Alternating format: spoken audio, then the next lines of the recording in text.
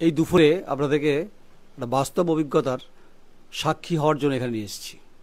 বাংলার দর্শকদের বলছি, সবাই যখন লোকসভা নির্বাচন নিয়ে ব্যস্ত, তমলুক লোকসভা নন্দীগ্রাম নিয়ে, আমরা একটু অন্যভাবে কথা বলতে এসেছি। দেখুন তো ওনাকে চিনতে পারেন কি না? বাংলার মানুষ চেনেন না ওনাকে। সাদামাটা একজন গ্রামের মানুষ, গ্রাম জীবন তার হচ্ছে বেড়ে ওঠা। এটা সরবেরিয়া, কিন্তু এটা হচ্ছে নন্দীগ্রামের অঞ্চলে সরবেরিয়া এবং হচ্ছে সামনে চৌরঙ্গি বাজার। মোহাম্মদ ইলিয়াস সাহেবকে মনে আছে আপনাদের? সিপিআইয়ের তিনি দুবারের বিধায়ক ছিলেন, 2001, 2006। নিশ্চয়ই মনে আছে স্পাই ক্যাম্প, স্টিং অপারেশন, তারপরে কি হয়েছিল বাংলার মানুষ জানে। নন্দীগ্রামের ঘটনা পরিপ্রেক্ষিতে না সহধর্মিনী রয়েছে আমার সঙ্গে। 2022 উনি ইন্তেকাল হয়েছেন, উনি চলে গেছেন, ইহলোক ত্যাগ করেছেন। অনেক যন্ত্রণা, অনেক দুঃখ নিয়ে তিনি কিন্তু এই পৃথিবী ছেড়ে চলে গেছেন। মানে এক তো ব্যথা বেদনার কথাই জিজ্ঞেস করছি যে সেই যন্ত্রণার 2006 সালের পর থেকে কার্যত বহু জল আপনাদের উপর দিয়ে বয়ে গেছে। তখন ছেলেমেয়েরা ছোট ছিল। কি হয়েছিল, ব্যাপারটা কি হয়েছিল? কোন ব্যাপারে জানতে? মানে ওনাকে যেভাবে চক্রান্ত করে আপনারা অভিযোগ করছিলেন, যেটা চক্রান্ত করে ফাঁসিয়ে দিয়েছে, আপনারা তো সবাই সব কিছু জানেন। তো শঙ্কুদেব পণ্ডা কীভাবে ওই টাকা নিয়ে হাত করে যে ওই যে চক্রান্ত করে ফাঁসিয়ে দিয়েছে সবাই জানে। আমি আর কি বলবো, এতে সবই তো জানেন। তো আরে সেই 2006-এর পর থেকে প্রায় 2022, 16 বছর ওনাকে যন্ত্রণা ভোগ করতে হয়েছে। ব্রেনের ডিস্টার্ব হয়ে গেল। আপনি তো রাজনৈতিক আন্দোলনের মধ্য দিয়ে মোহাম্মদ ইলিয়াস সাহেবকে আপনি স্বামী হিসাবে পেয়েছেন, আপনার গর্ব অনুভব করেন আপনি। আজকে তার না থাকাটা তো আপনার কত অনেক যন্ত্রণা, এবং আপনার ছেলে মেয়েদেরকে নিয়ে আপনার থাকতে হচ্ছে। 3 মেয়ে 2 ছেলে আপনার। আছেন কেমন আপনি অ্যাকচুয়ালি? সে কথা বলে কি কিছু? মোহাম্মদ ইলিয়াস সাহেব না থাকাটা আপনার জীবনে অনেক বড় শূন্য। এই শূন্যতা পূরণ করা যাবে না।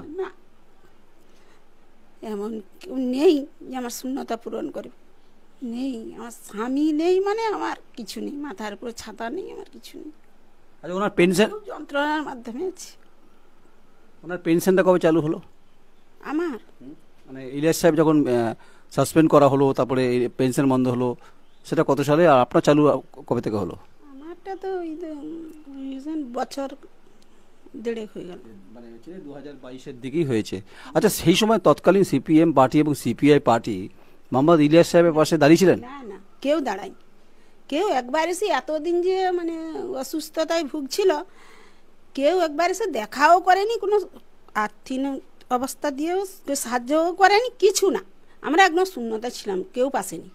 বাড়িঘর তো সে মতো বাগাতে পারেনি, দেখছি তো আমি। কিছু নেই, দেখছেন তো এই অবস্থাটা দেখে যেন আমি কি পরিস্থিতির মধ্যে আছি। অথচ এক একজন বিধায়কের বাড়ি, কোটি কোটি টাকা সম্পত্তি, গাড়ি, ছেলেমেয়েরা এস্টাবলিশ। আপনি সেই মোহাম্মদ ইলিয়াসের সহধর্মিনী, আপনার বাড়ি কার্যত ভাঙাচোর অবস্থায় রয়েছে এখনো। তৃণমূল কংগ্রেস দেখে আপনাকে? ভারতীয় জনতা পার্টি খোঁজ নেয় আপনার? কোনো পার্টির কোনো সহযোগিতা নেই, কেউ খোঁজ নেই। মন তো অত্যন্ত ভারাক্রান্ত, বারবার বলছি ভারাক্রান্ত। আপনার পুরনো দিনের কথা, ইলিয়াস সাহেবের সঙ্গে থাকা, রাজনৈতিক আন্দোলন, গণ আন্দোলন, বিধানসভায় এমএলএ স্কুলে যাওয়া, তখন সন্তানরা অত্যন্ত ছোট ছিল। তারপর আপনার অনেক যন্ত্রণা আপনাকে পার করতে হয়েছে। কিন্তু এই যন্ত্রণা আপনি যতদিন বেঁচে থাকবেন ততদিন আপনাকে বয়ে বেড়াবে। বয়ে বেড়াতে হবে যদি কি মনে না করেন। তাই বলে। আপনার পুরো ভালো নামটা কি? আমার আমার মানে মশামটা ছিল না, এমনি শহীদা খাতুন। আচ্ছা, শহীদা খাতুনের চোখে জল দেখে বাংলার মানুষের হয়তো অনেকের প্রশ্ন থাকতে পারে। আমি নামটা ভুলে গেছিলাম আসলে। মানে আমিও 2001, 2006 মোহাম্মদ ইলিয়াস সাহেবের সেই বিধানসভায় দেখেছি। যেভাবে ঘটনা ঘটেছে, তিনি বলছেন চক্রান্ত করে তাকে ফাঁসানো হয়েছে। আর বছর 1.5 হলো উনি পেনশনটা পান, মানে শহীদা খাতুন। 6,500 টাকায় কি কিছু হয়? শহীদা খাতুন এই মুহূর্তে ভালো নেই, তার সন্তান সন্ততি নিয়ে। কিন্তু রাজনৈতিক যে বেড়াজাল আবদ্ধ করেছে তা কার্যত ঘুণ ধরেছে। কেউ খোঁজ রাখেননি, কেউ খোঁজ রাখেন না। না বামফ্রন্ট, অর্থাৎ না সিপিএম, না সিপিআই, কেউ কথা রাখেননি। এটা বাস্তব সত্য। যেটা শহীদা খাতুনের বক্তব্য খুব পরিষ্কার। তার ছেলেদের সঙ্গে কথা হচ্ছিল আমার। তার 3 মেয়ে 2 ছেলে। এবং সেই যে চক্রান্তের পরিস্থিতি পরিবেশের পরিপ্রেক্ষিতে কথাগুলো বলছে, তার চোখে চোখে অশ্রু ভেজা জল এবং চোখ স্বাভাবিক। আজকে ওয়েদার অত্যন্ত গুমট, কিন্তু দুপুরে যে অঞ্চলে এলাম সরবেরিয়াতে, সাহিদা খাতুনের সঙ্গে কথা হচ্ছিল, অর্থাৎ মোহাম্মদ ইলিয়াস সাহেবের সহধর্মিণী, জীবনের অনেকটা বছর, অনেকটা দিগন্ত, অনেকটা রাজনৈতিক রং বেরোনের ক্ষেত্রে, কখনো পার্ক স্ট্রিট, কখনো বিধানসভাতে বিভিন্ন ক্ষেত্রে তিনি গেছেন। আমি তোমার সঙ্গে একটু কথা বলি, সেটা হচ্ছে যে মায়ের চোখে জল। আমি স্বাভাবিকভাবে, তুমি তখন খুব ছোট বোধহয়, তো বাবার কোন কোন বিষয়গুলো তোমাকে খুব আকৃষ্ট করে যতদূর তোমার জ্ঞান অবস্থায়?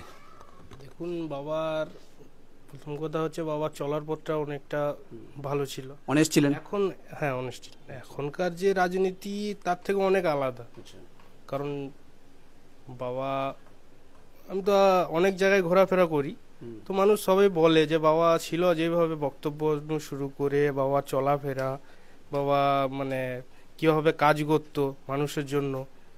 এখনকার একটা এমএলএ কে বলুন দেখা করতে গেলে পারমিশন নিতে হয়, তার পিএ থাকে, থাকে, কিন্তু বাবা প্রায় পুরো দুবারের এমএলএ। দুবারের যখন 2006 ঘটনা ঘটলো তখন তোমার বয়স কত হবে? আমার বয়স কত হবে? আমি অনেক ছোট তখন। আচ্ছা, বাবার সঙ্গে তো বোধহয় ছোটবেলা গেছো এমএলএ স্টেরে? হ্যাঁ, অনেকবার গেছি। হুম। আচ্ছা, তোমার নাম? আমার নাম শেখ শাকলিন মোস্তাক। শেখ শাকলিন, তুমি কি করো অ্যাকচুয়ালি?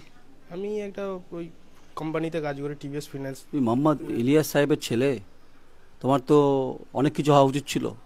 মার্ক্সবাদী দর্শনের কথা বলে তারা, মার্ক্সবাদীরা, তারা খোঁজ রাখে বা রেখেছে? দেখুন, বলতে দল তো আমাদের তেমন একটা খোঁজ রাখে না, কিন্তু আমরা এখনো অবধি দলের জন্যই আছি। আচ্ছা, বাবার অপূরণীয় জায়গাটা শাকলিন বা পূরণ করতে পারে রাজনীতির ময়দানে? দল যদি চাই পূরণ করব, দল যদি চায়, দল যদি আমাকে চায়, আমি পূরণ করতেই পারি। অনেক অনেক শুভেচ্ছা তোমাকে, আমাদের দোয়া রইল। ইলিয়াস সাহেবের ছোট পুত্র খুব শৈশবে বাবাকে দেখেছে, বিধানসভায় গেছে, এমএলএ হোস্টেলে গেছে, কিড স্ট্রিটে বলা, কিড স্ট্রিট এমএলএ হাউস, তাই বাবার কথা মনেতে পড়বেই। তবে রাজনৈতিক যে বৈভবতা, রাজনৈতিক যে মাধুর্য বা রাজনৈতিক যে পরিস্থিতি, তাতে মোহাম্মদ ইলিয়াস সাহেব অনেকটা দূরে ছিলেন, এটা গ্রামের মানুষ বলছেন। তাই প্রান্তবেলায়, প্রান্ত দুপুরে নন্দীগ্রামের নোনা হাওয়াতে, সমুদ্রবেষ্টিত এলাকাতে আজকে যে কথাগুলো হচ্ছিল, মোহাম্মদ ইলিয়াস সাহেব চলে যাওয়ার পরে তার পরিবার কেমন আছে, ভালো নেই। 2 ছেলে বেসরকারি ফার্মে কাজ করে, 3 মেয়ে, 2 মেয়ের বিয়ে হয়েছে, 2 দিদির বিয়ে হয়েছে। তাই সহধর্মিণী রয়েছেন, তিনি বহু ঘটনার সাক্ষী থেকেছেন। আগামী দিনে তার সন্তানদের ঘিরে তার অনেক স্বপ্ন রয়েছে, দেখা যাক, আমাদেরও দোয়া থাকবে। তাই আমাদের সাংবাদিকতা যে নৈতিক কর্তব্য, দায়িত্বের কথা বলছিলাম না আমরা, যে আমরা গন্ধমাখা স্মৃতি খুঁজে বেড়াই, গন্ধমাখা ইতিহাস খুঁজে বেড়াই, বিবর্ণ হয়ে যাওয়ার পাতা যখন হলুদ হয় আমরা সেখানে সংবাদটা করি। আমরা মনে করি গণতন্ত্রের ক্ষেত্রে মোহাম্মদ ইলিয়াস সাহেব একটা অবশ্যই বড় সাবজেক্ট। তিনি ভুল ছিলেন না, তিনি ঠিক ছিলেন, সে কথা বলার আমি জায়গাতে নেই। কে ঠিক করেছেন, কে ঠিক করেননি, তার উত্তরও যাব না আমি। তিনি স্টিং অপারেশনের শিকার হয়েছেন কি হননি, সেটা সেই বিতর্কেও যাব না। কিন্তু এখনও ভেতরে ভেতরে অন্তরে ফুপড়ে তার সন্তানরা যেমন কাঁদেন, তার সহধর্মিণী কাঁদেন, তাকে মিস করেন প্রতিদিন। আমাদেরও দায়িত্ব সংবাদ মাধ্যমে যে গণতন্ত্রের ভূমিকা পালন করতে এসেছি, সেটা পালন করতে এলাম। আমাদের ভুল বুঝবেন না, আমরা মানুষের কথা বলার চেষ্টা করি। তাই মোহাম্মদ ইলিয়াস সাহেবের এলাকাতে এসেছি, তিনি নেই তো কী হয়েছে, এলাম বাড়িতে, মতামত দেবেন, কমেন্টস করবেন। আজকের মূল্যবোধের রাজনীতিতে মোহাম্মদ ইলিয়াস কতটা প্রাসঙ্গিক, এর উত্তর আপনারা দেবেন, আমি দেবো না।